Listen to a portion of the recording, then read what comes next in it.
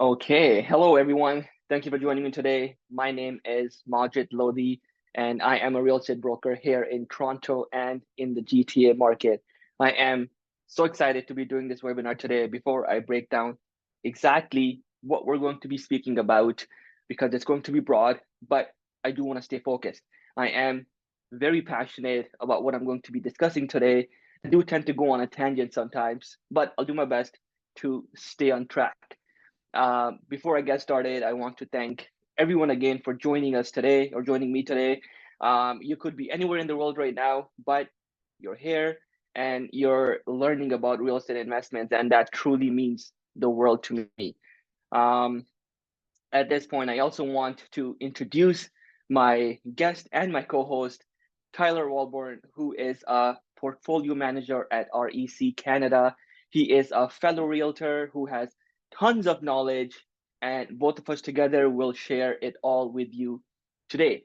I want you to give him a warm Zoom welcome and show him the love. Welcome, Tyler. Roger, thank you for having me. I'm so excited to be speaking to your insiders and speaking about one of my main passions, which is building investment plans in real estate and just overall, learning how to qualify an investment to see if it's right for someone. I literally am on my computer every single day, as you know, and I just go through and crunch numbers and run performas. And anytime someone asks me like yourself to sit down and speak about how to build performas and different types of options, I honestly jump at the opportunity to do so. So I appreciate you having me, man. Thank you. 100%. And I know you being a numbers person, and I know one thing that you love doing is showing people rather than just telling them, and you want to show them by building performance, by showing them the numbers, which is, I think, awesome. And I do know how excited you do get at building performance. So yeah, we're going to do it today. We're going to talk about all the different kind of options or opportunities that people have along with building. So again, That's right. thank you for joining us. Well, thank you for hopping on with me today, and let's do it. Let's do Right. it. And Tyler, I know that you are a girl dad and they watch your webinar. So if the girls are watching today, hello from Toronto, Tyler. I know when you and I talk to our clients and do our real estate action plans or reach and shore, for those who don't know what a real estate action plan is, it's essentially a financial checkup from the neck up where we find out what your why is and what your goals are in real estate, what you want to achieve, and how we might be able to help you. Now, we can't help everyone, so I use the word might very carefully, but we'll talk more about this later where I'll go into what is a real estate action plan. But when we do our reaps, we ask clients the question and find out their why. And Yeah. It's very with important that to find out their why. essential, yeah, and with that Critical. essential part to the whole puzzle, I've heard you talk about why you invest into real estate and many times and what your why is. And if I'm not wrong, it's your kids. So can you elaborate on why that's so important and why it's a foundational piece in your whole puzzle? Yeah, and it's funny, as you age and as changes happen in your personal life, your whys change and they go back and it's a weird thing, and I've noticed that a lot for myself because the why that I had in my early 20s, for example, is a different why that I have now, Majid. And the reason Yeah. why I'm very active in investing into real estate and creating a very structured but diversified at the same time plan is because I want to be able to, first and foremost, by the time that my kids do become, an adult, 18, 19, 20, maybe a little bit later, just because I know what I was doing at 18 and 19. So maybe Yeah. leave them, that foundation and that wealth, maybe early or mid into their 20s. But for me, that's my why right now, is to have them start in their adulthood in a better place than myself. And for me, I've had to learn a lot of this, very fortunate enough I've been surrounded by investors, but I've had to learn a lot of this on my own. And my why right now is to build enough wealth that I can focus on passions and educating and speaking and doing this type of stuff. And really this is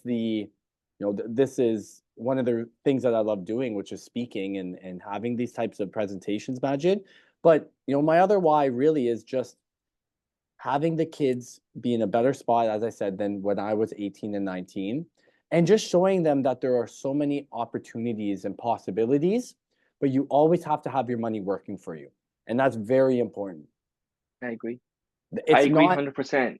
it's not to just stay inside and not experience these lives, these really cool concerts and going out and traveling. That's very important, but that doesn't mean at the same time that we also don't have our money working for us. And that was a mistake that I made in my 20s. And that's what I hope, if I can educate and do a good enough job for them, showing them the way, that at least they'll always have that in the back of their mind, that a portion of the money that I make should be always being worked. 100%. And know that I don't have kids yet, but I know in the future, whenever I do have kids, the plan is to set them up in that way that, like what you and I talk about, you and I, or with our clients, that for the future, right? You want to build if you can and be guided. So you're basically well positioned. I know when I talk to a lot of people, they want to have enough cash flow or their assets working in the right way that in the future they can still have the same life. And I know in my business, when I do work with young professionals, we when we find out their why, when we find out exactly what they want, we try to do it where the life doesn't get affected, but it gets like better, What do you right? find, Majid? And this is going off of a tangent. You're talking about how you like to go off on tangents. I'm the worst for it. So for everyone who hasn't heard me before, this is who I am. I go off on tangents, and you said something there that it sparked a question. In the investors that you're sitting down and you're speaking with, Majid, what are some of the whys that you're actually hearing? Like, what are the common, buckets of why they're trying to invest into real estate? One of the main one that I do here is that, hey, we want to, of course, set our kids in a way that when they are 10, 15, 20 years down the road, the market will be much more expensive. They might not be able to get in. So Yeah, they correct. want to position them, but also their retirement, right? Once they're done working in about 20, 25 years, I'm not that old yet. So most of my clients are young professionals. So in about 20, 25, when they do retire, they still want to maintain their lifestyle, but have savings so they're comfortable, right? They want financial freedom. So that's another big thing that we hear all the time, that, hey, I want financial freedom. I want the cash flow to be substitute my income and Mm. then obviously enjoy life. So there's tons of ways that they can do that, which of course we'll talk about. There's different options, but again, you gotta find out your why and then you gotta plan it. Another why that I hear a lot is people who want to transition out of their 9 to 5. They're not finding excitement or passion Yeah. in their day job, and they want to build something where they can wake up and be excited about. And for a lot of investors I speak with, that is another natural why as well, which is I want to focus on building this portfolio, generating wealth, and not having to work in that 9 to 5. And that's a pretty great why. And that's a really good goal to have. But there's also things you have to consider. And the main one is that you can't quit your job after buying 1 or 2 properties. One, you Nope. haven't generated enough wealth yet, enough cash flow, monthly income to offset the loss of income on the other side of you transitioning out of your 9 to 5, Majid. But also, lenders will not touch you in regards to financing new opportunities or leveraging Yeah. through like refinancing on your current portfolio without, in most cases, a stable 9 to 5 until your portfolio has built up enough equity or enough cash flow where you can then start, adding that to your qualification file for a lender. So, it's important to understand, and with our EC Canada, our investment firm that I work with, I've sat down this year with we did the stats. It was a really big number. We focused on it this year, Majid. So we've booked 928 one-on-one appointments. I'm looking down because my numbers are right here. We had the meeting on Thursday just to go through the notes. So out of that, we actually sat down and spoke with 437 insiders, so that have attended. And I do see out of that 400 and so one-on-one appointments we've had in our organization this year with investors, there are some very common whys, and you've touched on the majority of them, and that only the other one is that, right? They want to focus more on real estate as their passion, as their quote unquote job, and they want to be able to get there, but they're not sure how. And timeline is very important. I know you ask these questions as well as that investment advisor to your Yeah. database, because you work with a lot of investors, just from speaking with you, Majid, and just knowing the type of business and investors that you attract. You speak with a lot of investors that are looking into those turnkey, residential opportunities, those rehab opportunities where they're trying to, you know, they're trying to have some forced appreciation, trying to add a unit to force some cash flow. And it's important to understand timeline on when they want to make these big changes, so then you can Yeah. position them into the right asset class, which I'm sure this is what we're going to be speaking about today. 100%, 100%. So, talking about, I guess, what we're going to be speaking about, I want to lay out this webinar in about, in two segments, right? The first one will cover the differences or the different types of real estate assets or types of real estate investments that there are, the advantages, things to consider, and the way you can combine these assets to build an overall plan. And then when we go to second part of the webinar, where we'll be building live Proforma, we'll walk through the financials of an active real estate investment, and we'll show you how to analyze investment properties by asking the right questions and pulling the right data pieces, right? Because I feel like it's very important to look at the numbers the right way and ask the right questions when you're doing this.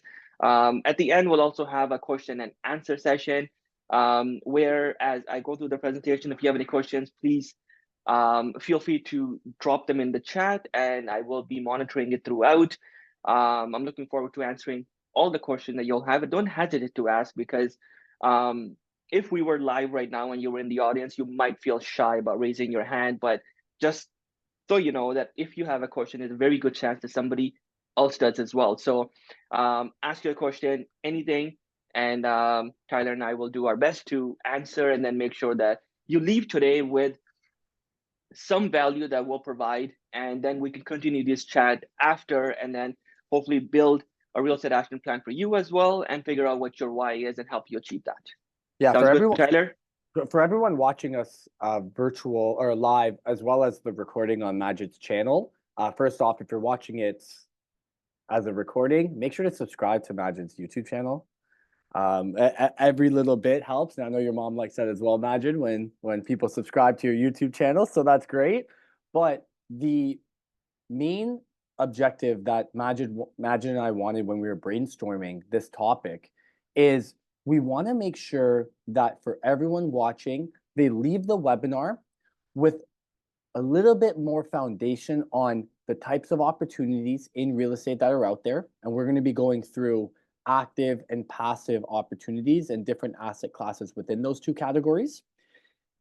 And you should understand different categories that quantify your ROI, your return on your investment.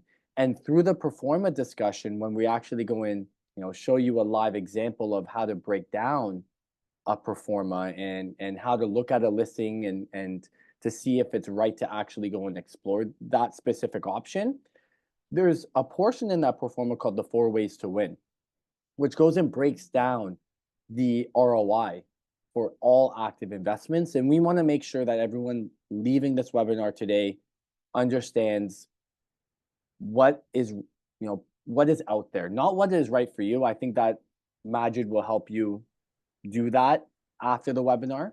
But really, Yeah, it's about... sorry, why I'm moving so much, my charger stopped working, and now I'm just panicking because my battery's dying.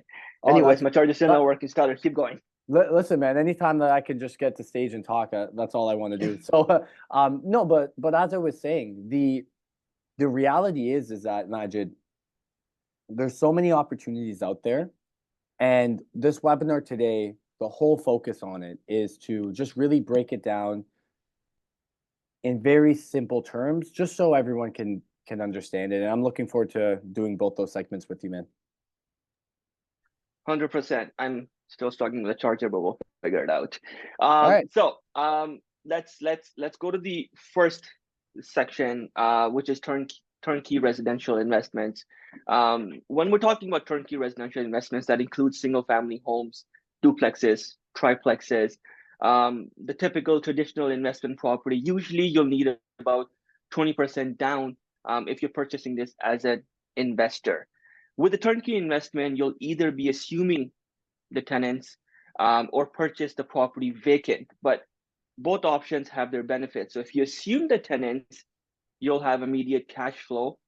If you buy it vacant, you can rent it out at the current market rate. So it all depends on, because people talk about, I guess, turnkey investments or well, basically resale properties. The advantages of, I guess, once you're purchasing a real estate residential investment, that you can generate cash flow over time as rental income grows through the tenant turnover or natural rent increases. The ideal outcome, I guess, is to generate net positive return after covering all your expenses, right? Now, we'll eventually get into how you can get a pre-con investment and how that's different from a resale turnkey investment. But another advantage, thanks to, I guess, the new Ontario legislation, is that you can add units to properties, such as converting it into a duplex or a triplex, even a fourplex, which can only boost your cash flow, but also increase property value as you get to change the asset class, right, Tyler? And we do this quite frequently, where this is the easiest way that people can get into a turnkey investment. I would say, like, out of all of the active real estate investments, and what I mean, Majid, by active real estate investments, because there's two different categories, passive and active. Active real estate investments are those properties where you're going to need, in most cases, to get a mortgage for. They're the ones where you're actively managing tenants. They're the ones that you have to maintain the properties because you own that physical asset. And turnkey residential investments is probably the starting point for most investors. You know, those are your semi-detached or detached single-family homes, duplexes, triplexes, all the way up to 5 or less doors. And you're going to be getting, or sorry, 4 or less doors, and you're going to be getting a traditional, residential mortgage on that. You'll be putting 20% down, as you said. And the advantages with turnkey residential, first and foremost, is you get the potential for cash flow. And if someone's looking for that into their portfolio, turnkey residential, especially in the Southern Ontario market, is a good option, especially with the current state of the market. We are finding the ability to get that, that cash flow. But if it's in also the right location, because location is very important. In most cases, you're not going to be picking up the home and moving it somewhere else. In the right locations as well, those specific assets are the ones that are going to be attracting the largest net of buyers. You know, the first-time home buyers, the smart sizers, people who are looking to sell their, 2,500, 3,000 square foot home, and they're transitioning into something that's a little bit smaller or something with a secondary unit, so they can actually go and rent it out because they don't need that space anymore. The kids are usually out of the house in those cases. And I'm going to switch the view here. The other the other advantage with turnkey residential opportunities is you do have the potential for active appreciation as well. You can go and renovate the property and increase the value that way. And turnkey residential investments is definitely one that I see a lot. The second one, just because I don't see Majid here right now, is pre-construction opportunities. Pre-construction opportunities out of all active investments is hands down the most passive of options. You're not really doing much for 4 to 5 years while the builder is building that specific high-rise, mid-rise condo or subdivision, right? You're just paying off those incremental deposits. Investors who typically go and lean into pre-construction investments are ones that are just trying to start their portfolio, ones that don't have that $120,000 saved at the moment, but they do have $20,000-$30,000 saved for that first or second installment.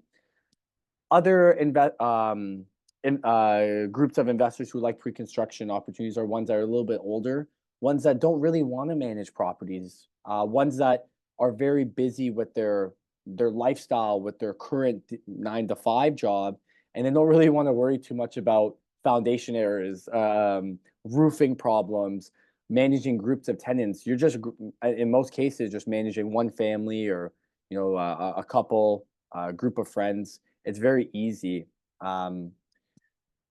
Other investors who typically lean into pre-construction investments are ones that are transitioning into another role in their into another job, someone that doesn't really have a good stable employment or income yet, because you don't need to get a mortgage for 4 to 5 years. This is such a hands-off investment. Pre-construction opportunities, imagine I see you again. Pre-construction I'm so opportunities. sorry. No, that's okay. Pre-construction opportunities are, imagine, and I'll have you really talk about the process and what pre-construction is in general, but it is such a passive hands-off investment, as I said. What is pre-construction investing? Like what actually is that asset class, now that I have you back?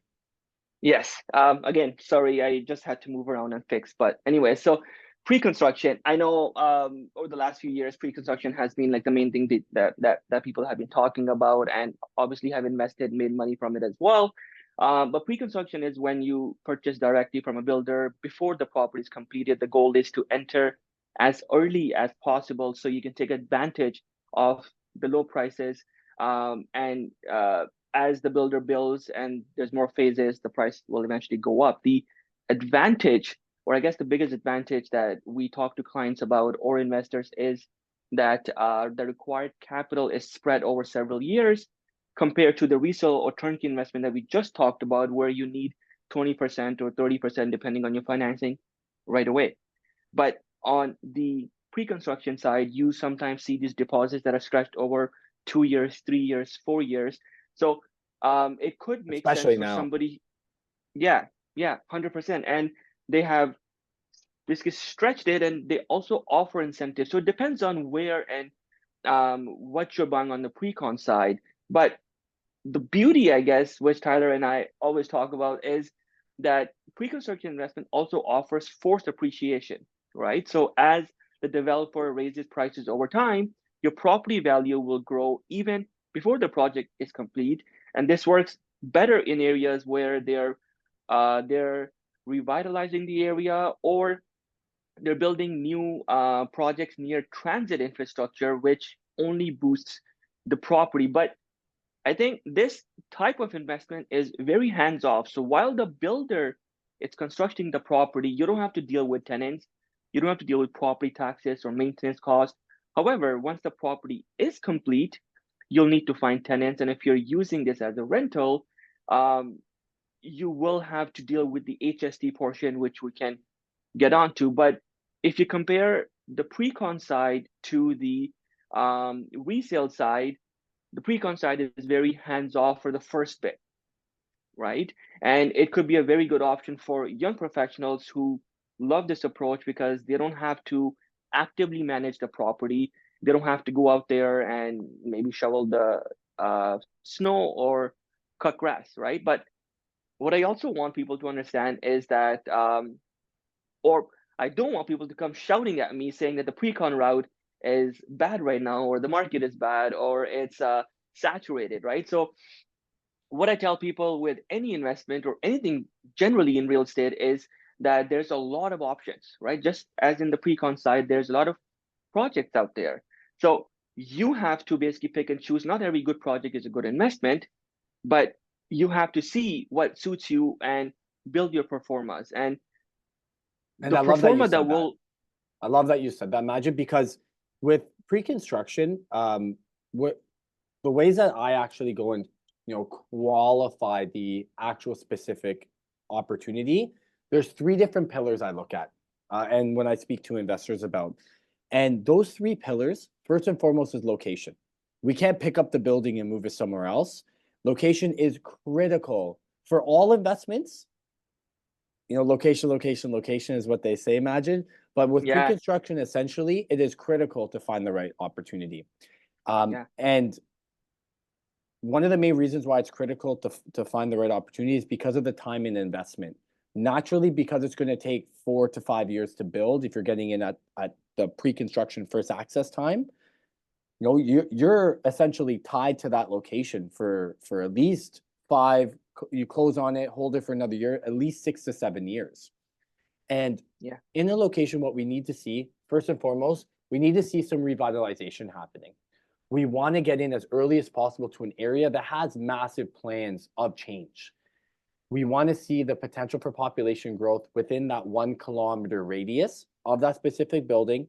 We want to get in as early as possible, as I said before. As well, we want to make sure, as you hinted, you touched on, we want to make sure that there's transit infrastructure that is either already built or that is pending to be built. And that latter is way better if we can get into an opportunity that has plans for transit, but not actually completed yet. Because one, that shows that you have municipal, provincial, and federal, in some cases, funding going into a municipality, which means that they're investing into that area to grow, and they're helping with that infrastructure being built there. You know, I always want to follow where developers are building and also want to follow where the levels of government are putting money into, and just kind of mimic where that is. It's for me the most stable of factors when you're looking at a location. And then so that's the first one, location, right? The second one, second pillar. So first with location, the second pillar is the builder, right? Imagine, and you do a really good job of screening developers and trying to find the right, developer and the right opportunity for your investors. Are there certain things that you look into when you're actually trying to qualify the builder? 100%. Right off the bat, you got to look at their track record, right? You have to see how long they've been in the industry. You have to see what they have built, how they have built, if they've been on time or not. But those are, I guess, the basic stuff. But you also got to look at, um, first you said the location, but you also got to see if it's zoned for that project, if the project Mm, has been approved, because at times they sell the before. builders will sell the project, but it's not ready or zoned. And then they go into zoning, then they plan their construction. And by that time, it might be too expensive for them to actually build. And now your money's tied up, right? So you, Yeah, we see that a lot actually with the ones that have canceled in the past. A good portion of them, and I'm actually really happy that you said the zoning requirements, because a lot of you know experts that I speak with, they never really bring up the importance of seeing if they have their zoning approved or not, because the majority of times when the builder doesn't actually start and complete the project, it's because they don't know if they can actually build there before they start selling. And it's the ones that sell before they get the approval from the city are the ones usually that do back out of the build. And that's really important. I'm happy that you said that. It's very critical for everyone watching. If you are interested in pre-construction or new build investing, it's important to understand or know if the builder already has that approval from the city. That's really good, man. 100%. That's a good point. It's a great point. And like I've done another event, or I like a talk where we just talk about pre-construction investment. So if you do want access to that, just shoot me an email at info@majidlodi.com and I'll send you that link. Along with, we have a pre-con guide, because pre-construction investment itself can be like a 2-hour talk, and I know we They can all could easily be. do that. We could Yeah, do. I've literally had webinars where I spoke about turnkey residential for 2 hours. So, yeah, yeah. the last So pillar, those. So I know you want to push. You want to go to the next asset class, but I just want to finish with the last pillar. So first, location. Second is developer and their reputation and the other approvals that you said. The last one is in the incentives. In pre-construction, your incentives will also make or break your investment to see if it is a good investment or a bad investment. Incentives are very important, and reach out to Majid because I know he has a great guide on new build investing. They talk about the incentives you need to have in there. yeah, we're firm believers of starting your process with education, and the guide and the talk that we did on pre-con investment will be a good tool. So if It's you're just yeah. interested in, yeah, It's if you're it's just a interested good in, investment right now, man. Sorry for cutting you off. It's such an asset class that is so It's getting a lot of buzz right now because of what's happening with investors that have purchased, unfortunately, the wrong pre-construction opportunities. But that doesn't mean that there isn't good ones, because there are. Yeah, you just have to look at that project. Even right now in today's market, I feel like there's a lot of good opportunities. You just gotta look out for them, and you gotta work with the right professionals who are in the field, boots on the ground, and know the difference between the project, also the developer, and also the numbers. Because Yeah. when you are buying a pre-con, your numbers also make a huge difference in terms of the closing cost.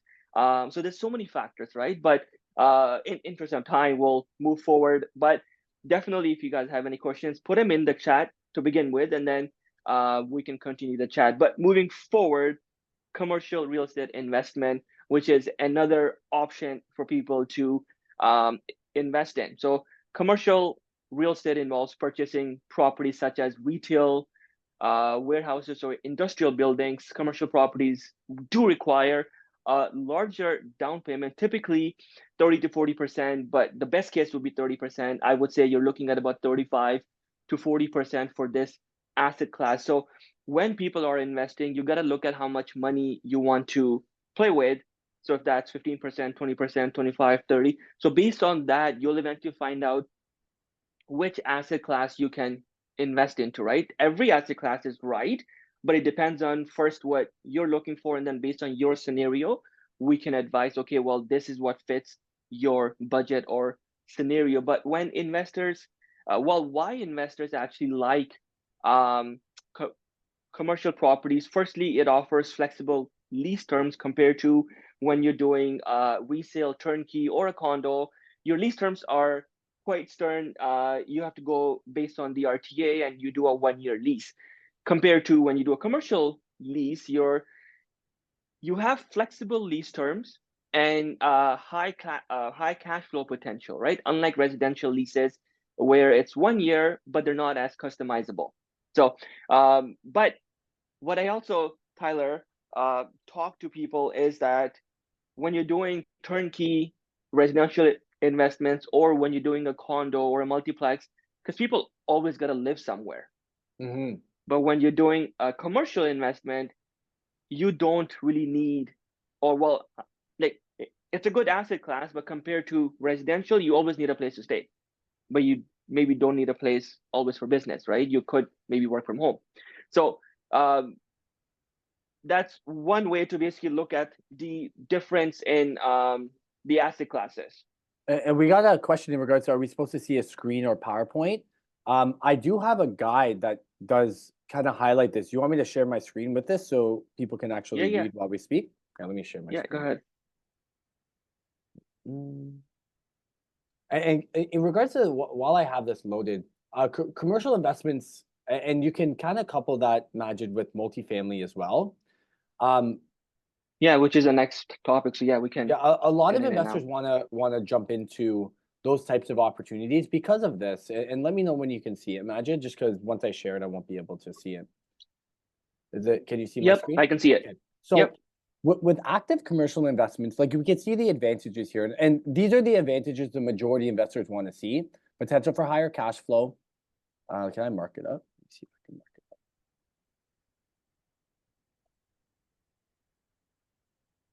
So oh no, that's not right.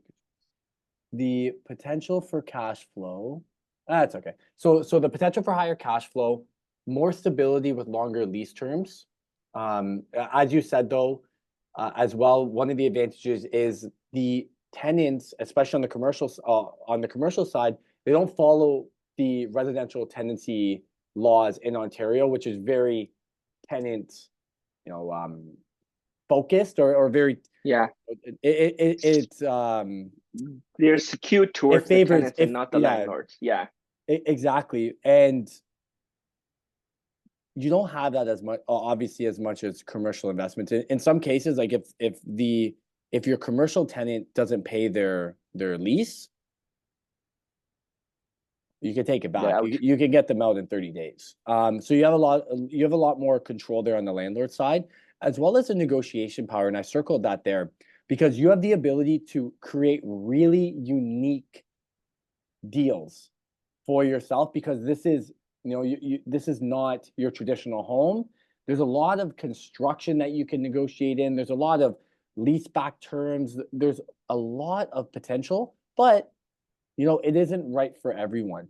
And Also, in terms of your negotiation power, you could incrementally raise your rent every year compared to oh, for on a sure. residential. It's a lot different. So there are a lot of It's, different factors that go it's so into. unique. You're right. Yeah, 100%. And I know we briefly touched on multifamily or basically multiplexes, which is also another buzzword and something that everybody wants to get into nowadays because they understand and know the importance of cash flow, right? And I believe one of the biggest, or I guess the most important vehicle for you to build generational wealth could be and can be through uh, multiplexes, and it's a popular option nowadays. But multiplexes, they're properties that consist of units, five or more units, and you have to be really, really active in managing your property unless you have a very good property manager that you deal with to get into a multiplex because it does require time, but it is a great asset or a tool for you to build generation wealth because I know from experience and from the people that I have worked with when they do buy a multiplex, their goal is never to sell it, right? Because they Well, want to hold it. yeah, that's an asset that you would keep for generations in most cases. One of the main reasons is the capital needed to actually secure those types of opportunities. It's just a big amount. So usually, what I find a lot of investors who buy multifamily, it's that like I'm just going to buy that one really good performing asset and I'm good. And it's good because you do have the potential for high cash flow, especially through tenant turnover. You get the larger lots, so you have the future development potential as well. Just like commercial investments, there's creative financing options as well. And it is so true. Usually, that's a generational home that they'll purchase and just kind of let the property do what it needs to do in regards to tenant turnover and improvements. Yeah, and I know we're going to talk about rehab and reno investments next, but even on multiplexes, if you buy a property that hasn't been kept well or that has the potential of where you fix it or improve it, then you're able to leverage a lot more based on that property. That's why people would want to get a solid location and a solid property, and then they will eventually fix it, but keep it within the family and never have to sell it. And then if the numbers make sense, when the number makes sense, they're able to refinance and buy more from that, right? So that's essentially the system that you want to get in, that you make your money work for you, like Tyler said in the beginning, that a lot of people are looking to do these investments where even Tyler's why is that as we grow older, we want our money to work smart and work the right way. And multiplexes is an option for us to do that. For sure. And there are things to consider too, Majid. And one of the main things is the capital intensive side of this investment.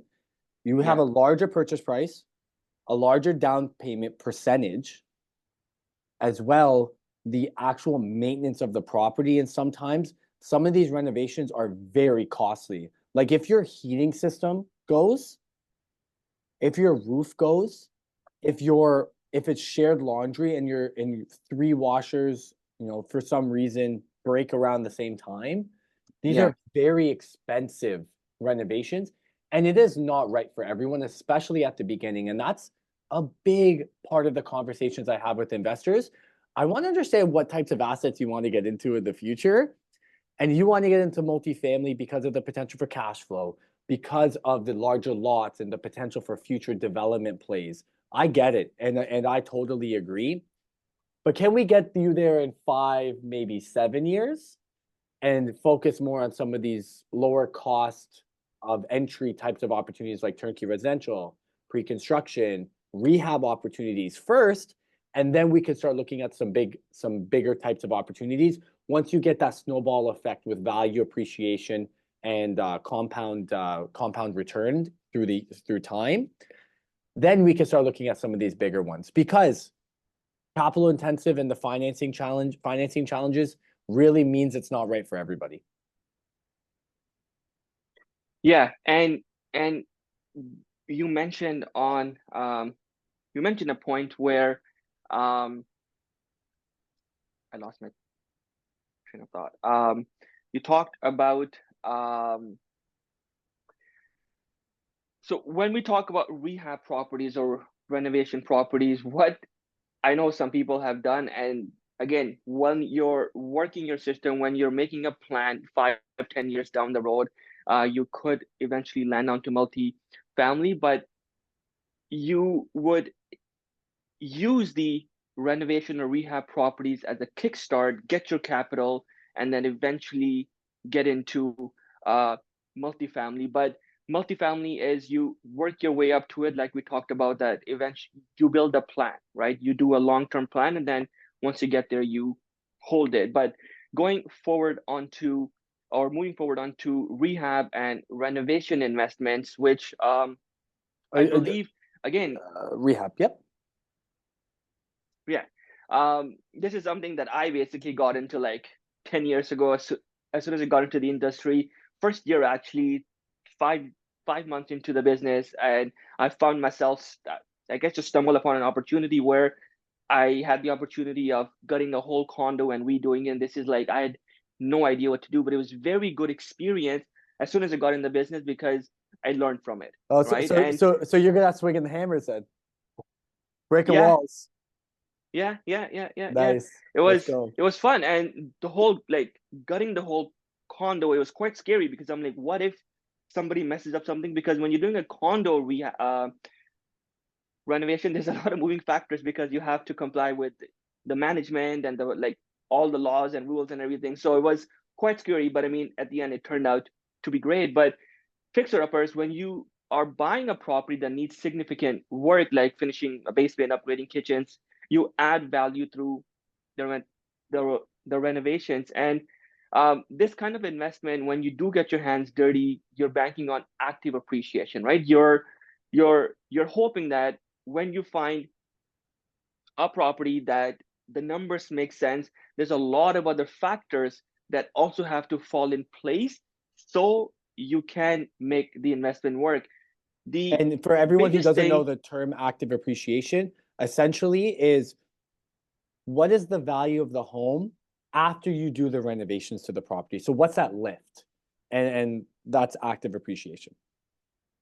yeah, um, the things to consider, I feel like when you're going into renovation or rehab opportunity, your capital available to purchase is Oh, usually 20%, right? But you also have to, yeah, I guess you're bringing it up. Um, yeah. but you also have to consider the renovation capital, but also the holding cost, which I feel like a lot of people don't They include never in their calculate numbers. it. They never calculate it, imagine. And it is a pet peeve of mine. And I got up on my chair here when you said that. I'm happy that you spoke about that as well, because the reality is that when you're doing these renovations, and you know, a condo is one thing, but when you're doing renovations to like a single family home, converting the basement into like a legal income suite, you don't know what your actual timeline is going to be until you open up these Yeah, walls. And there yeah, could be unforeseen or uncalculated added work that needs to be done to finish this opportunity. And while all of this is happening, in most cases, your home is vacant. You're going to be actually having to pay the mortgage, pay the property taxes, pay the utilities, you know, the little that's going to be used while the work is being done, not including paying for the services. So you need to have a slush fund prepared before you actually acquire the property. So you're not eating into lines of credit all the time that you haven't calculated as part of, you know, the cost of buying that opportunity. I'm so thank you yeah. for bringing that up. And one rule of thumb that I always tell people, and they almost never listen to me. I tell them that when you are setting a timeline, say if it's 4 months, you might want to double that and run with that rather than running with 4 months because there's so many moving pieces and you have to rely on other people to finish their part of the project unless you're handy and you're doing it yourself. But I feel like when you're relying on other people, there can always be delays. But And at that 100%. time, your holding costs, but your renovation costs and all the other costs will shoot up, and that will eat into your profit, right? So you got to lay it out really well. But I always tell people just double of whatever time you're thinking. That way you're not disappointed after when you're set 4 months and it takes you a year or 8 months, because that is possible, right? Um, And rehab opportunities, because a lot of times people hear these like the fixer uppers, they think that we're speaking about fix and flip, which is its own strategy. I believe it is one that I advise against the most probably. And the reason being is that you're so exposed to the market and today market conditions that, here's a great example. People who bought properties that they were planning to flip in 2022, they took 6 months to finish it. Now they entered into the 2023 market, and we started to see either homes not selling, even though prices were staying the same. We saw a lack of buyers' confidence there, or homes selling for less than what we saw 6 months prior. And with flips, your margins, your actual margins to make a profit are so slim, Majid, especially if you're not doing the work yourself, yeah, that even a swing of like $10,000 the other way could either make or break that investment to make it a good investment or a waste of time. So rehab opportunities could be fix and flip, but what we try to really like speak about with this type of opportunity is something like a BRRRR approach, and it's right here. yeah, For anyone that doesn't know that term, it's buy, renovate, rent, refinance, and just keep it going. And that's what BRRRR means, BRRR. And essentially, it's just a buy and hold long-term strategy, but you're having some of that active appreciation and that potential for cash flow at the beginning of this investment. And you can find rehab opportunities that you can hold for a long time and do very well in your portfolio. And fix and flip could do well as well, but it's the one that I probably lean the farthest away from. yeah. I mean, both options are great, but coming back to like the initial point that we made, it has to make sense for you, right? It has to, you have to be able to manage the risk and make sure that it fits your equation. And like I mentioned earlier, that um, an investment like this can be a jump start for you to get into a bigger asset. And as long as we manage the expectations, right? Right. Moving on, just keeping time in mind, passive investments that include three, I would say, options that we always talk to our investors about. One would be retype development projects and private lending, right? They're all on the passive side. They all come with their own pros and cons, but it could also be an option because you got to diversify your portfolio. So if you have some active investments and then you have some passive investments, and if you ladder your investments in the right way, which is a term, or I guess something that Tyler talks better about, but laddering your investments is something that's also important because say you buy a pre-con and you buy a resale investment, but for you to find out how you want to play with these two assets and grow more, you got to figure out how you can ladder it, but also how and when you can refinance for those properties. But while you're doing that, if you have passive, let's say you get into REITs, so you get to land development projects, which give you a good return, but they can work beside your active investments, right, Tyler? Yeah, correct. So passive opportunities essentially, as Matt just said, they're opportunities where you don't need to get a mortgage for. You don't need to manage tenants. You're just partnering up with either different holding companies in an example of like a REIT company, where you're partnering up with other investors and a holding company that already has multifamily, commercial, residential assets within this holding company. And your returns are based off of the value growth of the actual holding company. That's either through new acquisitions or through the passive appreciation of what's already there, or cash flow. And this is your money, just think of it like investing in a stock. Your money just being worked for you without you doing really any active management. And passive investment opportunities, as Majid said, they're to be thought of in tandem with your active real estate portfolio. Because when you're building what we call a laddering plan, or a very structured plan with direction, which is what a laddering plan is, you want everything to be working at the same time. And you always want your money to be into something, because you're going to get this compound growth in value or return based off of what you're investing in. And essentially, imagine what a laddering plan is. And let me stop the share here because we don't see this right now. So what a laddering plan is, Majid, essentially is a way for you to strategically plan your investments within your investment portfolio, and you want to stagger the maturity dates of your passive as well as active opportunities. You don't want all your money coming at the same time, because that will shield you against taxes, paying all the taxes at the same time. As well, it'll shield you against market turbulence in specific asset classes. And the second thing that you want to stagger is the maturity dates on your mortgages. You don't want everything coming at the same time, Majid. You don't want 3 of your income properties to come up for renewal within a 3-4 month span. What happens, like, for example, if you're in between jobs at that point, or interest rates, like right now, even though they're going down, interest rates are a little bit higher. What happens that, when you're into sub 2% interest rate on all 3 opportunities, and now they're up for renewal, and now you have to qualify at a 6% rate, which is what happened in some cases. Now you have a liquidity issue in some cases. Now properties that were cash flow positive are all now cash flow negative. And building a structured laddering plan will give you an opportunity, Majid, and give investors opportunity to shield against interest rate turbulence, shield against micro market turbulence as well.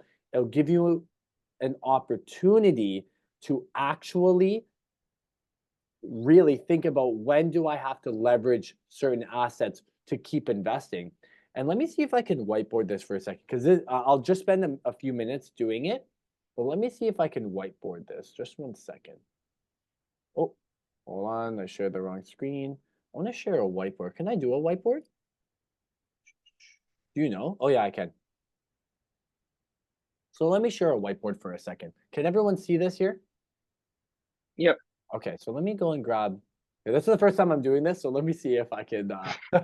Can everyone see this here? Maybe thumbs up or something in the chat if everyone can see it. Yep, I can see it. I can see it. Okay, yep. So I'm going to draw a line here, okay? This line is called time. Time. With my chicken scratch writing here. I know, I think I should have been a doctor. I'm in the wrong profession. So here's time, okay? And we're going to draw 2 lines. So this is year 1. This is how I create laddering plans for myself, but also for other investors, okay? Year 5, okay? And let's say at the beginning, we have an investor that has $200,000 saved up. Let me show you how we can use a laddering plan to strategically plan our investments, okay? Year 1, let's say we're speaking to them and their primary focus, Majid, is they want to be able to get this, this snowball effect from happening. They want to build wealth in real estate. This specific investor is not looking to transition out of their 9 to 5. I'm just going through the, the investor profile. They're not looking to transition out of their 9 to 5. They're going to be in their job and their life that they currently see for the foreseeable future. And let's say we're trying to break this $200,000 down into 2 different investments. The first one is an income property, okay? Let's say we're looking into an income property with a purchase price. So this is IP. An income property and $700,000 purchase price. They're looking to put down $150,000, okay? Rough numbers, you'll need a little bit more, but let's just say $150,000 of their saved capital is going towards this income property. For the first 5 years of this investment, we're renting it out. We are allowing the principal to get paid down on the mortgage. We're allowing the values, because we picked the right opportunity, or the right location to just grow, that 5 to 7% every year. So this income property here is growing, right? This is your ROI here, this line. So, your return on your investment. So it's growing, right? It has that over here. It has in 5 years, this growth in passive appreciation value, as well lowering down the principal of your mortgage. At the same time, let's say with the remaining $50,000, we're looking into a REIT style investment. Okay, imagine a REIT style Yep. investment. We're partnering up and we're going to be putting the $50,000 into this REIT investment here. And maybe I can switch a color. So let's do the REIT investment as blue. Okay. So this REIT investment, I'm just going to call it R for everyone. Okay. So this REIT investment here, we're buying them in tandem, and we have call it a 7-year plan for this one. Okay. We want to keep this $50,000 in the REIT for 7 years. Okay. So we're going to now go this way, past the 5 years into year 7. Okay. Now this is the strength of time in the investment and creating a really structured plan, because look at what's happening at the same time as the REIT growing that 8 to 12% compounded per year. By year 7, if it grows by 10% per year, you should have doubled the money you put in at that point. So your 50,000 turns into by year 7 around $100,000. Okay.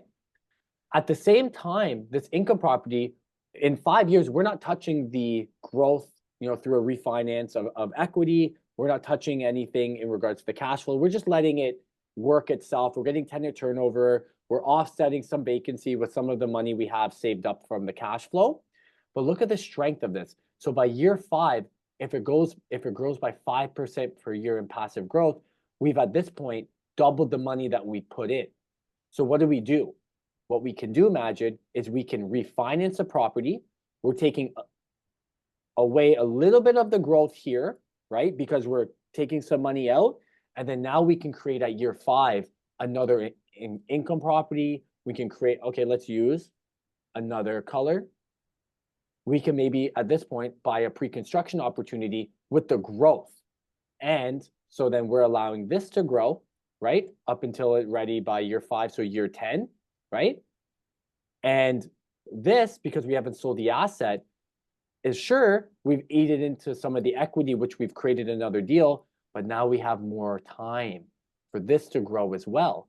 Principal getting paid down again, we're getting some more higher rents with turnover, everything is going to go. And as you can see, now this is where, let's say we're getting money paid out here, we can now go into another passive investment. We can keep $50,000 still in here. So we start back again at this number because we're taking some of the money out, but it's still growing for you. And then now we're creating another at year 7. Maybe we invested into a private lending deal. Maybe we invested into a land development or an income property, whatever. But now see how this happens? We're eating into a little bit, but everything is planned. We know when we're going to be leveraging these assets, and we know when we're going to actually want to, divest and invest. And that is what a laddering plan is. I hope I articulated that properly. It's something I'm very passionate about. I wanted to only give myself 10 minutes to talk about it, but for everyone listening, Majid, myself, our investment specialists within, our team, that's what we do. And I know sitting down with Majid will help you understand this a little bit more, because I felt very mad scientist. This is how you do this. But you know what? I hope I did articulate the strength of having a plan, and that's what the laddering plan is. We're strategically timing the maturity dates on our mortgage. We don't want everything coming at the same time, so we can leverage growth at different time periods. As well, we want to strategically time when we're actually wanting to get paid out on the active and the active and passive investments. Yeah, and I think that's a very good way to firstly track when your assets are maturing. So you gotta get a new mortgage, because if the rates are going up, and if you have 2 or 3 that are coming up, that's trouble. But the other thing, the beauty, I guess, in the passive side, the REIT style investment, the cost of entry is quite low. Yes. There are some groups that we work with where you only need about $5,000 to start, and the returns are Very good. So when we do talk and when we do make your plan, I can introduce you to those groups so you can have a chat with them and figure out and learn if this is something that you're interested in and that can help you in your portfolio, right? So it all basically starts with firstly you learning and then see if it makes sense because the investment that you're going to start with is low. So for some people that don't have the 40, 50, or 100,000 saved to get into a turnkey income property right away, maybe we can start here and then keep saving, or we can do a pre-construction property along with the REIT style and let both grow Yeah. as time goes on. Because time in the market is where you make money and not timing the market. And that's, I think, very important for us to understand.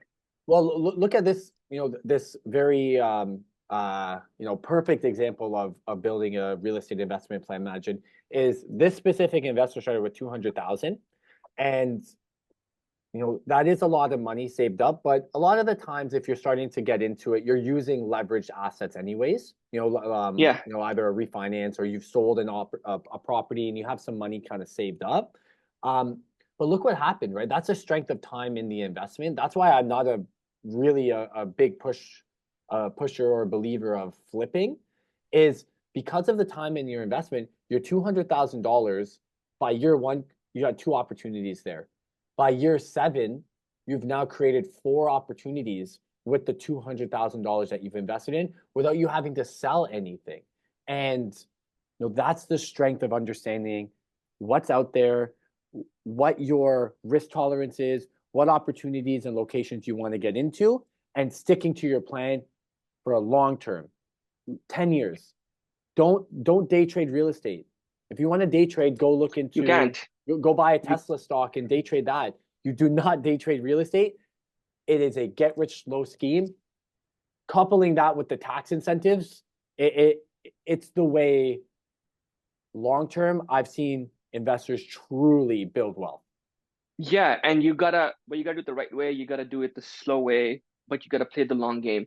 But before we move on to the next segment, and actually go and build a performer for you guys quickly and show you what the numbers actually look like. We actually haven't toured the property, we haven't walked the property, but this is what we do essentially when we're working with investors and looking at investment properties. But before we do that, Tyler, let's talk about the four ways that we can win Oh, on the sure. active side of investments, that being cash flow, passive appreciation, active appreciation. Just to summarize, Yeah. 2 minutes Here. maybe, and then let's move right on to the performa. Would you prefer me sharing my screen? Because I have like the here, let me share it. Yeah. Go ahead. Let's Okay, do that so in every quickly. active opportunity, you get four categories that determine your return on your investment. You get these with every single active opportunity potentially, but there are some locations and some asset classes that give you a little bit more of one and a little less of the other. And those four ways to win, first and foremost, is passive appreciation. What passive appreciation is, Majid, is how much does your value change, either go up or go down, depending on the location that the property is in. Principal recapture is while you're making your mortgage payment, you're paying for two things, Majid. You're paying interest and you're paying principal. We can't do anything about interest. That's the price to play the game. We're going to shelf that for a second. Yep. But with principal, every time your tenant's making their rent payments and you're making your mortgage payments, you're lowering the balance on your mortgage. That will give you an opportunity to use that equity either when you're selling or when you're using these creative financing structures when the time is right, refinancing or home equity lines of credit. Next is active appreciation. It's the opposite of passive appreciation. It's the other side of the coin. How much does your value increase based off of the work that you're doing to the property? So good example is if, let's say you buy a single family home, unfinished basement for 800,000, you know that finished basements with a turnkey income suite in the basement sell in that area for $800,000. Once you finish the work, your active appreciation is $200,000. It's what is the growth of value based off of the work you do to the property. And then lastly is cash flow. Gross rent minus all of your expenses, what you get out of that that investment monthly or yearly. Is it positive, negative, or neutral cash flow? And again, you get all four of these ways to win in an investment. Now you have to understand what is right for you and what's more important.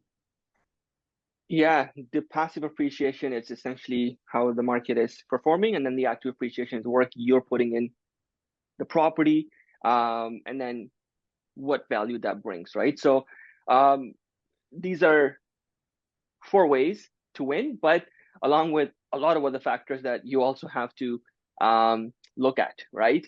Tyler, let's pull Yeah. up the Proforma, and if like you have questions that we haven't answered so far or talked about, just put it in the chat, and we will definitely go over them at the end. That way, all your questions are answered. Yeah, I see a But few here. like I was saying initially, that we actually haven't toured this property. While I was prepping for this event yesterday, I wanted to actually build out a few different performers and have them ready for you guys. But then I thought to myself, I'm like, you know what? I'm not gonna do that because I just wanna, well, I don't want to overwhelm you guys, but I also just wanna show you exactly what Tyler and I do on a regular basis. This actually like excites me just doing performance and looking at the numbers, because you get to really figure out if the property is worth people investing in. And um, most of the time, we don't even tour the property first. We look at the numbers to see, firstly, if it makes sense. And then if it makes sense, we'll share it with the investors, because we don't want them going to the property and we're spending all that time, but the numbers don't make sense. So we do it the Yeah. other way around, where we look at the numbers first, because you got to respect each other's time, Yeah, right? we want to get a ballpark figure. And obviously, imagine when you go and tour the property, you're going to have a little bit more of a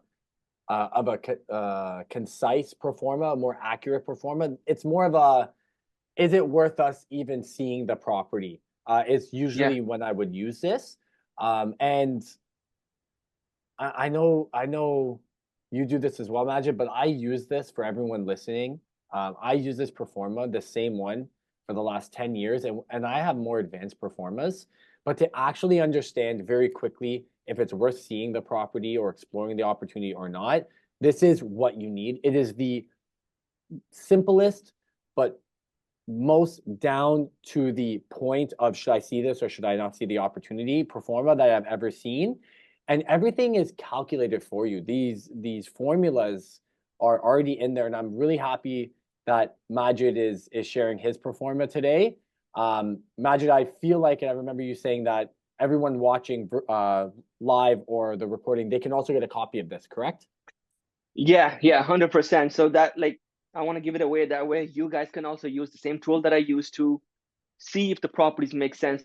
Like you and I can build these together as well, but I will be giving away the performer along with some other stuff at the end. That way I can equip you with the tools that will help you make the right decisions, right? Because eventually the goal for us, Tyler and I, is that you make the right decisions and you make your money work for you. That way you can have and achieve the goals that you want. I've built a lot of wealth in real estate for investors over the past 10 years of me doing this with this Excel right here. So everyone, Yeah, this is it's such a very gem to powerful. have. Save it as bookmark it. Magic's going to send it to you. Bookmark it. And I would implore every single person watching today, build some performas. Even if you're not really ready to look into opportunities, it's good to understand when you're not actively looking for opportunities. It's good to understand what you want to see in an investment and what markets are right for you. And this is the best way to do it. And we're going to show you how to get a listing and build it. It might look simple, So but it's very powerful. Tyler, are you powerful. doing 940 Central Park Boulevard? This is what I have Yeah, right here. Hold on one second. Here, let yeah. me I open. logged out on my end too. I No, just that's logged okay. Let me back. open it up. Just one second. Do you see it here? Yep, I see it. Okay. So this is, I have not looked at this property at all. So you're going to help me build it. But this is the opportunity itself. Really And quickly, Tyler, Majid. before we get into it, so for all the people that are watching, um, Realm is a system that we use. It's basically the MLS. And if any of you would want access to it, I do have access, like a client-facing access. So you shoot me an email, we connect, we chat, and then I can give you the access to this. That way, you can also find property the same way I do. build the pro forma the same way I do, so we can both talk about it and see if it makes sense for you to invest in it, right? Which I believe is a very powerful tool because you'll have it on you. Where do your eyes go on this listing here? Tell me a little bit about this. So for me, what's important is that it's a legal duplex, Okay, right? so So we I see can, this here, 2 kitchens, and then where do you yeah, see legal duplex? in the description itself, but Right here, also legal on, duplex. yep, that's correct, right? So it is the difference between a legal duplex compared to just a finished basement is that you can legally leverage against the property, but also it is to code, right? And it is zoned as a legal duplex, which is a great asset to have Shields you in against your portfolio. it shields you against liability if you're in example of renting out something in comparison, sorry, in renting out something that's a non-conforming duplex compared to a legal duplex. Um, there's a lot of investors who do that, but there Yeah, are actually a lot of risks involved in regards to liability if it's not a legal duplex. 100%. And the biggest thing is that it is fireproof and fire rated up to code, which basically protects everybody, right? That So, yeah. uh, So we look at here, right? So when I see a listing, first thing I'm looking at is I want to understand what the property is. So this is in Oshawa. I look at days on market, 46 days. What's your hot take right there on 46 days?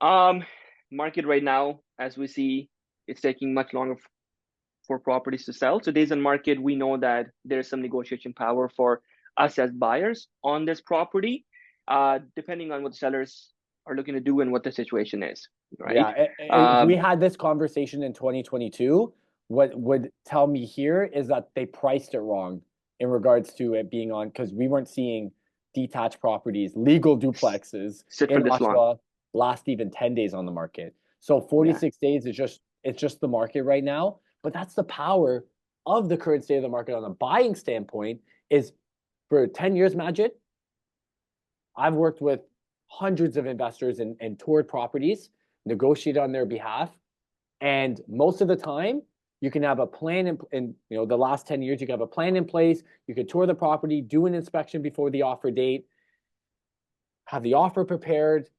Day of the offer, we're ready to submit it. We find out that there's 27 other offers that we're competing Yeah. against. And your plans, your numbers is completely thrown out the window now. You close your eyes, shoot. Hopefully you get a price that's within, top 3 to top 5. So then you can negotiate maybe closing date to beat out on other offers. Right now, Yeah. it's not that urgent of a market on the buying standpoint, which gives us an opportunity to finally negotiate. We're putting together deals. We're negotiating price on the buying standpoint. And that's so exciting. It's such a breath of fresh air for me, helping investors actually boots to the ground buy properties. And what's your take on that? Yeah. Whenever we're dealing with investors or just clients in general, I tell them that we can do all the homework in the world. We can set a number that we want to buy it at. But if there's 10 other offers, all the homework that we have done is out the door, right? We Yeah. have to now compete with the 10 people that are offering on the property, not the past market that we have done homework on. So it's And very that's not crucial. a And who wants to buy in that market? Honestly. Those so an urgent market for everyone listening, an urgent markets where you're competing a lot with other buyers, those decisions you make in those markets tend to be sometimes wrong decisions for long-term growth because you're just trying to get in. You're not yeah, actually buying the investment based off of the metrics and the rules that you've set. And in these types of markets, just so it's obviously more buyer friendly, right? Okay, so let's build this. So it's a turnkey duplex in Oshawa, 3 bedrooms upstairs, 2 bedrooms in the basement, and it's been listed for 46 days, and they're asking 899. So what price do you want me to put into the Proforma? um, I've done a little bit of comparables here, but I think 925 would be a very, very suitable. I don't want to build a pro forma based on us going lower on the price. So I I feel like 925 for this property, legal duplex 3+2 would be a very good price. So and then I always write here, so Oshawa, And on the legal. additional information section, because we do this a lot and we build a lot of performance, we want to make sure that you write any other things that stand out for the property in that, because when you do start building, you'll have a few and then you might forget what was important on the property. So in this one, we'll currently write tenanted, but also legal duplex, right? That we know that this is a standout feature for that property. Yeah, once you get to a point of doing a lot, you have to write these notes. And then Yeah, you can also put the address here, right? So it's 940 Central Park, right? yeah, In Oshawa. Okay. So as you imagine, I know you're going to talk to this, but once we put in the purchase price, there's things that are already starting to be worked in the Proforma. And maybe we'll talk about this first, right? Which is your monthly mortgage payment breakdown. yeah. So as soon as you basically start putting numbers in the Proforma, um, fixed interest rate. So depending on what's happening in the market at that point, right now, I would say like you're looking at 4.5. Is that correct, Tyler? Yeah, you're Four around point there. two five. I saw some of our investors got sub fours, which is wild. That's But they were crazy. living in one of the units and renting out the other. On your average like income property, you're probably around four and Yes. a half right now. But Yeah. the rates are going down. My variable finally is under 5%, so that's good. 5%. Yeah, we were looking at sevens before. So that's that's a huge relief. But yeah, Moving you can forward, do you customize want to this, do right? yeah, 25 do year, you want to it'll do the change the expense? price. 30 year. Yeah, I always like to do personally when I build a performance, I like to do the Yeah, expenses first and then I'll work on the yeah. income. Let's do that. So the property taxes field we'll get right from the listing. So it's $5,000 for this property. So I do equals 5,011 divided by 12 because we want our monthly expenses. Yep. Insurance. Insurance per month. I know it used to be about $50, but now they've gone up. So uh anywhere between 50 to 100, but let's go 75. Sure. Well, actually, this is a legal duplex, so 100 should be. Yeah, I would do 100. I'm seeing Yeah. some a little bit higher, like 150, but let's just do 100. Yeah. You can consolidate a lot or group in a lot of your insurances as well. And the beauty of, I guess, of building this performance and knowing that you're renting it out, all the utility factors are not in your numbers because the tenant will be paying for all the utilities. So we will not be writing those numbers in. Yeah, so we'll be putting it at zero because the tenants will be paying for it. One thing I learned actually about a legal duplex, I always thought, Majid, that the meters you had to have separate meters for a legal duplex, but that's not the case.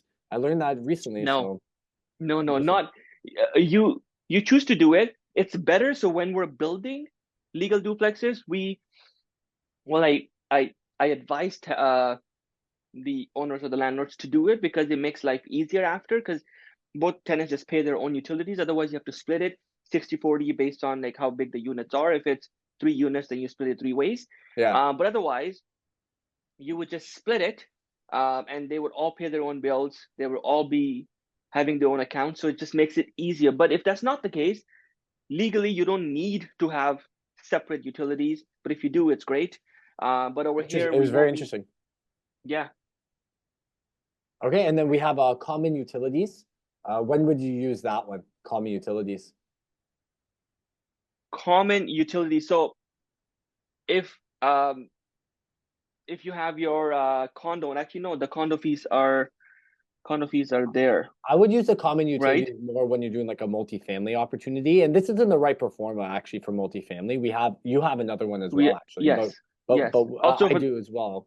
Also for Um, the pre-con. So when you're doing pre-con investments, we have another, well, a one that covers and projects a lot further yeah, out. it's This just a is just a different investment. simpler one. Yeah. Yeah, but common utilities would be more like, let's say it's a 10 unit and you've calculated in your budget $100, $120 a month to maintain the hallways, to maintain the mailboxes, the intercoms, if it's a larger one. So that's what the common utilities would be. And in this case, on a turnkey duplex, it'd be zero. You're not, you don't have that in Yeah. your expenses. No. Miscellaneous fund is, Condo fees you won't have. oh yeah, sorry, condo fees is zero because this is not a condo. Yeah. And then that leads us to property management and repairs and maintenance. So yeah, property Dep- management. Imagine how are you seeing that cost wise?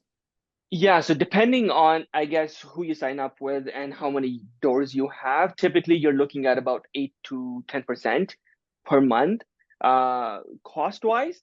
But if you're starting out and this is your first unit, or you have two, but it's still in a range that you can manage yourself, you could do that. Otherwise, you're looking at a cost per month of about 8 to 10%, Yeah. which basically takes you out of the picture and they do all the managing for you.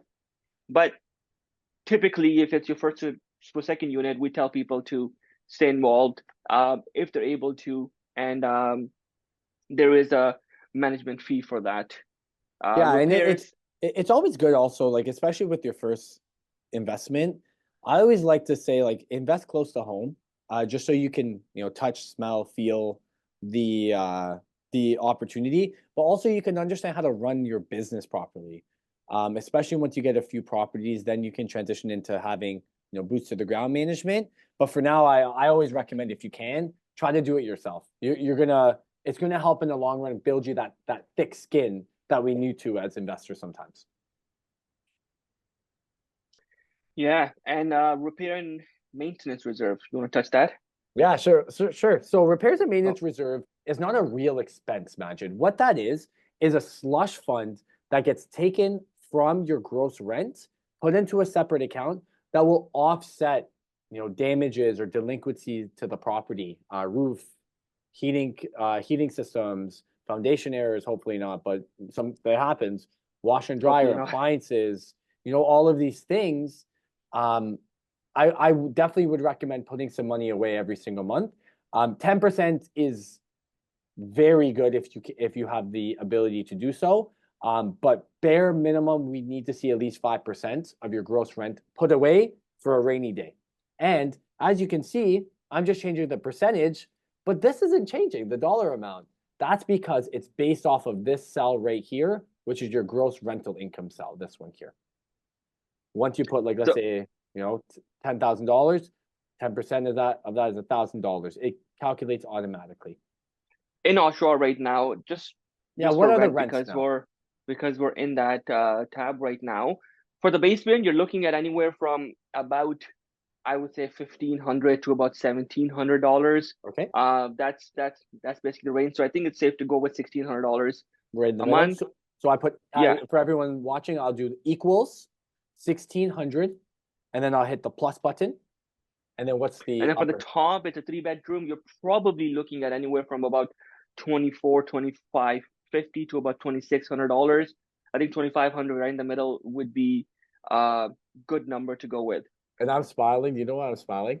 Is when I first Why? started 10 years ago, helping like Oshawa, Ajax, like those are my main two markets that where I helped investors. And in Oshawa, a 3-bedroom upper unit used to rent out for $1,500, and now it's Yeah, rented for 2,400. And a 2-bedroom basement was like $800, and now it's 16. And it's true in a 10-year span. Usually, you see these values of rents double. double. Yeah, And then what do we get? So I hit the equals button, 16 plus 1,600 for the lower plus 2,500 for the upper. That means that you get $4,100 gross rent.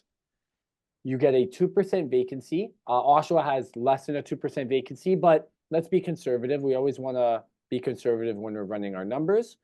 That gets calculated. So that's yeah, not a real expense, but that's also including with that $400 that you're putting away with your repairs and maintenance. You're putting away 400 and not call it $500 a month. That is not a real expense, but that goes towards, that slush fund that we have here to offset your other expenses that come up sometimes. yeah. Your repair and maintenance, that's just basically money that you're putting away for yourself. That if you have the need to do any repairs, you have money saved up rather than you basically running out and looking for cash if that's the case. So And it's always vacant, good yeah. to save. And vacancy too, right? And vacancy savings Yeah, just in case it will happen where you have tenant turnover. And if you have the proper reserve or slush fund set up for you with the right enough capital there, it will help you afford to say no sometimes when you're screening prospective tenants instead of being in a crunch and having to say yes. It's very important, very important to screen your tenants and filter them out properly, so you know That's that you're our right putting somebody as a good in. as landlords. That's our right. Yeah, We have the yeah. ability to do that. But I also want to add that we also have to appreciate and make sure that we give the tenants the due respect, because they are actually helping you pay your Of property course. down over the X amount of years. So it They're has to go doing both you a ways. favor. And for everyone Yeah, listening, the tenants are doing you a favor more than you're doing them a favor. Look at this. Every single year, they're going to be paying 40, or every month they're paying $4,100 to you every single year. That's over $40,000 a year, over $48,000 a year. They're yeah. paying you, and you are able to capitalize on the growth there. So definitely it's a partnership. But yeah, having the proper contingency funds is important. Yep. And let's go down to the No, let's next see. tab. Let's actually see overall what we need to carry this property, right? Yes. So that's at the bottom, this estimated net monthly cash flow. And again, that includes an additional $500 a month putting away for the reserve fund. But we're seeing negative cash flow every single month. You're putting in $660 a month. And that's why it's important to understand what is right for an investor or not. Because really, it's only negative cash flow about $100. But if you include all the other contingency funds, it is. If you can't afford putting away $700 additional a month, then this property is probably not right for you. Probably not for you. And also comes down to it, right? So there are moving factors. Right now, we did interest at 4.5. Maybe when people actually buy Yeah, this, the rate is lower. Maybe it's higher. Maybe you that get changes to consider. $2,700 a month compared to $2,600. So there's so many factors, but I always like to go with very conservative numbers and numbers that are actually very real rather than inflated. Because if you got to lower your numbers after you bought the property, you will not be happy, right? So we want to go with conservative numbers to make sure that it actually makes sense. So if it's $700, you're also taking a look at the vacancy plus the repair and maintenance. I know we said that you should have that repair and maintenance tab in there, but it's money that's coming back to you, right? So That's right. again, property that we haven't looked at, we haven't walked in, but these are the numbers, and this is what you would or you could be doing on a regular basis to make sure that if this is the right investment for you or not. Okay, Almost, and let's well, maybe finish with the closing costs as well, right? So we know yeah. exactly how much cash is required. So we have a down payment that's automatically calculated, 20% of 925, so we're at $185,000. Land transfer tax, you know what that is? Let's just say Uh, 14,000, 7,000. How much is it? let's go 8,000. My phone's on the other side now. It's I okay. had that number Let's just do calculated. 8,000. Yeah. Inspection, what are you seeing inspection costs? I would see for a unit like this about $500, Yeah, 3 to 500 for sure. right? Legal Legal fees? fees probably about $1,500. $1,500. It used to be lower, but just like bread, everything's gone up in price, Yeah. and legal fees has as well. And then lender fees. Right. These are appraisals. These are certain fees sometimes that we have to incur as investors to So set up the mortgage. Where do you see lender fees? I basically set that up as like a $1,500, basically a miscellaneous cost. Okay. You might not have to pay it, but it's good to have extra money. So all in all, you're looking at approximately $200,000 for an investment like this, which is a legal duplex that you're renting out, and you're getting about 44,000 to about $4,200 a month of rent, right? Um, so the numbers are there, and people can of course look at that, but this is something you have to do a few times for you to figure out what kind of numbers make sense and what kind of returns you want, right? Maybe And, you're not looking for this kind of a return. and this is a very important part of the performa. In fact, it's probably the most important part of the performa. It's just understanding what your ROI is, right? And we have cash flow, imagine, principal Hmm. recapture, passive appreciation, and forced appreciation. And they all go and calculate towards your return on your investment. And this number here, that's 18.7%, is based off of the total cash required that you put into it. Now, first and foremost, in regards to passive appreciation, because I believe, Majid, that the market that we're going to be seeing in the next decade will not be the market that we just saw the decade prior, where we're seeing No. 14, 13 double-digit growth every single year for 7 years. That's not a stable, that's not a normal market. But I do feel like the 4% is low. If we actually look at it in the span of, that 10-year point, I believe we're going to be seeing a little bit higher than this. But just to be conservative, let's put in Oshawa, Yeah. GTA, prime market, close to transit. We're going to see 5% year over year In the compound last growth. in the last 40 years, on average, you have seen 7.2%, right? That's the perfect number. 7% is a great market to look into for passive appreciation. And over the last few years, we've also seen 10, 15, 20% at times. But again, being conservative, I think 5% is the perfect number. We go anywhere from like 3 to 5.5%, which is very realistic and also conservative, right? You don't want to shoot too high and then it doesn't work out. And because I have a question for you in regards to, the investors, plans and their risk tolerance. But before I do so, I did want to show everyone how to do forced appreciation, because this is really the only one that you have to manually understand and put in.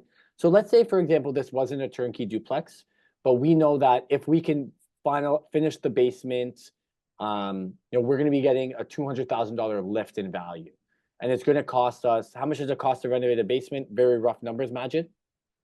I would say about 100 to about $120,000. So let's go with 100. Yeah. Okay. So we're right in line. I'm smiling because that's exactly the number I tell people, like, just very ballpark figures. So let's just say this is your rental cost, okay? Because it's the cash required to complete the investment. So let's say we're putting in $100,000 here, to rough numbers, to finish it. That means all in, we'll need $295,000 liquid. But we know that if we legalize this in not an accurate number, but this is just us right now, just to show you, we know it grows by 200%. And that's how you would do it here. You put in 100, it's growing by 200. And keep in mind that the 100 that you put in, now you're making 200. Now the forced appreciation is not 100. So you still got to put in 200 in that tab, not 100. Yeah. You don't calculate it. Let the Proforma calculate it for you. Yeah. Because that's not accurate. So my question for you, Majid, is it goes between cash flow and passive appreciation, because out of the 4 ways to win, cash flow, principal recapture, passive appreciation, and forced appreciation or active appreciation, there's 2 of these 4 categories that play a tug of war of sorts. That's cash flow versus passive appreciation. Markets that offer better cash flow are markets that offer little to slow value growth. Those are tertiary markets. Those are markets that have very, fundamentally slow growth points. Markets that offer better passive appreciation or value growth, those are markets that offer little to no to negative cash flow. And this is an example of that. Where do you see investors usually focus on? Is it cash flow or passive appreciation, in your opinion? I think there's many different variation of the answer, and there's no right answer because it all depends on what they're looking for. But a lot of people that are getting into the market and now want to start building their portfolio, they're looking at passive appreciation, right? They're okay with $500, $1,000 a month negative cash flow, because I tell them that essentially that's also forced savings. You're putting money into your own property as long as your tenants are paying all the expenses. And if you're putting the $500 a month, that's going into the principal. That's still your own money that you'll get back eventually, right? Because 100. Sorry, go. As long as you get your interest back, right? Because that's an expense and that's being covered by your rent. If you have your on the condo side, you have maintenance fee, but on a freehold you don't. But you have your property tax and you have your insurance and stuff. So if all your expenses are being covered by the rent, and if you have to put $500, $600 a month, that's still essentially forced savings. You can look at it that way, or you can look at negative cash flow, right? But I like to look at forced savings. because the money is going into the principal and then you'll get it back eventually. I know the rates shot up and people were hardly making any principal payments, but in a normal market, which hopefully will come to soon and the rates will drop, you will make payments into your principal. But I feel like a lot of people are looking for passive appreciation. That way they're able to either refinance, that we talked about before, and put that money into another property, or sell and buy two, maybe live in one and rent one out, right? Yeah. Um, And this doesn't mean like, for everyone watching today to not look at cash flow as an investment. That is a very normal and successful metric that you need to track. If you want cash flow, Majid, his team can find you cash flow. But looking at it, true wealth was built in the last decade through this passive appreciation. And this is where true wealth is built. Because look, let's just play with the numbers a little bit, okay? Let's say we can get instead $6,000 a month in rent, okay? That means that we're cash flowing $1,000, a month. This is just another example, but we're in a market now that is, very slow tertiary growth. Let's say it's only growing by 2%. So at 5%, we're growing 46,000. 2%, we're only growing 18. And then, so the total ROI with this one, a dollar amount is $38,000 a year is what, that investor is going to be, getting as an ROI yearly. Now note that $12,000 is taxed, but the gross number, it's $38,384. Whereas if we go back to this $4,200 number, that's what it was, right? 4,200. 41. So 4,100 number, and we're growing by 5%. The total ROI is 46,000.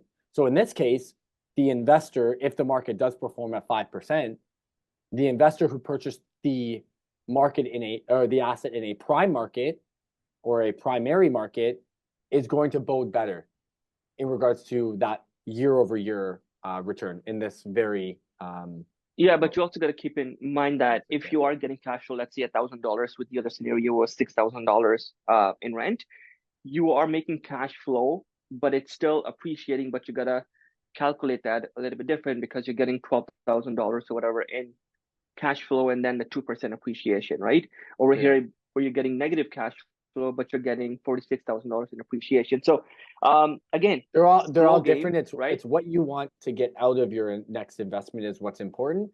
It was just a talking point. The difference of if you can pay, if you have the ability to, pay yourself $700 a month, as you said, you can. This is where real wealth is, created, and this is a very legit, successful strategy that I've sat down with thousands of investors and spoken to about. And it's basically one way, not the only way, but one way for you to get in the market. And what you could do eventually is that maybe buy this property, live upstairs, rent downstairs, and help use the unit downstairs, help pay for your basically living expenses, and then you can invest elsewhere as well, right? So it all depends on what your scenario is. But again, these are a few options that you could eventually look into that we have spoken about. Let me just look at the chat. And then the other thing that I do want to do is I will paste a link here right now where you guys can use that link and get access to my Proforma, which I will just attach here right now in the chat. But otherwise, yeah, and Tyler, make sure to download it. It's so important. Like even if you're just using it for the Proforma, guys, it's so important to have. Like just go to Majid's website. He has a ton of resources, but the Proforma is one that I would use. I do use Tyler, while I write every that day. link in here, there's a question: do commercial generally require more upfront capital compared to residential multiplexes? I think we answered that briefly, that yes, it does, because you're looking at 30 to 40% depending on what kind of a property it is. But Oh yeah, but the what do you want to question was touch on? resident. So the question is commercial properties compared to multiplexes though, and they're both to me the same beast. I know we broke it down into two different assets, but they're the same. They're very capital intensive. It's hard to say which one gives you more expenses because every property is different. But the expenses itself, you know how we were itemizing, Majid, those lists of expenses on the residential property? There are Yeah. different expenses with commercial compared to residential.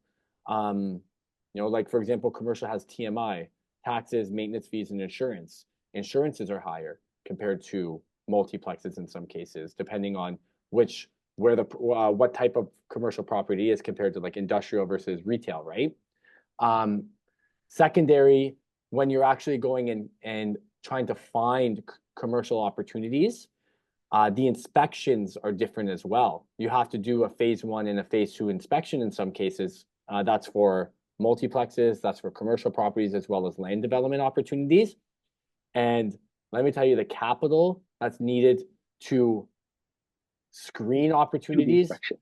Yeah. do the inspections, sit down with lawyers, go through construction reports, architectural designs, all of these things that's needed to even arrange financing. You're in very average, most cases, you're spending a lot of money to see if you shouldn't do it. It's wild. Like you're putting in 20 grand sometimes to see if this is right or not. And most of the times it's not right. And you got to keep putting in that money. So it's just a different type of investment. There are different lines in your expenses with upfront commercial, retail, industrial spaces compared to multiplexes for sure. 100%. And I have now put the link in the chat. So Oh, use here, that link. here, let me put it into for everyone. Did I not put into the? It's just host and panelists. I have it here, majidlodi.com/vault. Everyone, please go to that vault. Majid, you just give out so many good guides. I use your guides all the time. I try to. Education, right? So what you and I always talk about, and I learned this from being around you guys a lot, is just basically giving it all away, right? Look at Giving it this. all We got away, and market stats here to keep everyone informed. And you're doing this monthly? yes. Look at that. Monthly market stats. Go back. I think you're gonna go back once more. There you go. We Once got more. There you go. yeah, So we got this is what you'll get access to, but the Proforma that we were talking about is all in there as well, Here, let me along see. with What do? You do Vault? Is it under calculators? I think so. It's there somewhere, but hold Yep, up, let me just check calculators. one sec. Yeah. We have a bunch of different absorption rate calculators, appreciation calculators. Oh, nice. You even have a list to sell one just to see like is it your overall like expenses on if you were Yes. deciding to sell? Wow, I Yeah. love that, Majid. What they will actually cash out, because when we're dealing with investors or sellers per se, they want to know what they'll actually walk away with, right? After all the expenses, after everything. So I try breaking it down completely where they get a full understanding. Okay, well, this is what I'm walking away with. You put a lot of time into this. That's amazing, man. Yeah, And I that is could. the pre-con guide. So anybody that wants access to, well, they can follow the link modulodi.com/vault, or Who's this email guy me at right here? info@modulodi.com. Who's this guy? Looking nice in the pinstripe. This is great, Oh, man. thank I you, love sir. it. You do a lot for your Yeah, clients, because and I can really tell just by seeing the way that you operate your business, man. You should, I'm not here to, you know, give everyone their flowers and pat on the back because there's not enough time, but you should really be proud of yourself. Imagine in what you've been able to give your insiders, these tools and these resources with no obligation. Just use them. From what I can take from that. yeah. It's not the age where you can just hoard information, right? Because you give it away We're and not teach. gatekeepers, man. Exactly. I just follow what You got to give the intelligent people value. are doing anyways. And if they gate kept that, I wouldn't be able to, you know, Exactly. tell other people what I'm noticing. Yeah. So Tyler, thank you very much for taking time out of your Saturday afternoon and joining us along with people that have hopped on the webinar and actually learn. Um, please shoot me your comments at info@modulodi.com. I want to know how we did and how we can improve for the next one. But Tyler, thank you very much. I appreciate all the comments and all the work that you've also done, just to help me, but also to help your investors and just help the industry in general. Because I feel like there's a lot of people out there, and then for clients actually, they have to pick their all-star team and work with professionals who will guide them and give them the education first, and then let them make the decision rather than telling them what to do right away. Because we got to show them what to do. I appreciate the time and the platform, Majid, that you've created for me to speak about what I'm passionate about, which is, how to build these plans and how to invest with direction in mind. Perfect. Again, thank you. And for everybody on, if you need anything, info@majidlodi.com, and I will see you at the next one. Take care.